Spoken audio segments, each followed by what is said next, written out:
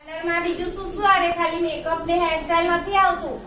પાર્લરમાં વેક્સ આવે છે, ફેશિયલ આવે છે, હેર સ્ટ્રેટનિંગ આવે છે, હેર કટિંગ આવે છે. તમે કઈ બી જશો તો હેર કટ કરાવશો? બરાબર છે. તો તમે જાતે આવડતા હોય તો તમે બીજાને શીખવાડી શકો છો. બરાબર. આને શું કહેવાય? Hair dryer. બરાબર.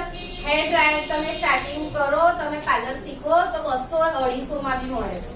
એવું નથી કે તમે 2000 નું લાવો, 1500 નું લાવો, 3000 નું લાવો.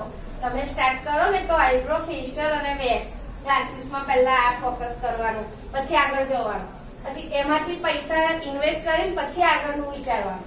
તો તમે આગળ વધી શકો છો ધીરે. એવું નથી કે આટલું બધું અમારી પાસે નથી એટલે અમે આગળ કેવી રીતે વધી શકીએ. તો પહેલું શું હોય છે? આઈબ્રો, વેક્સ અને ફેશિયલ.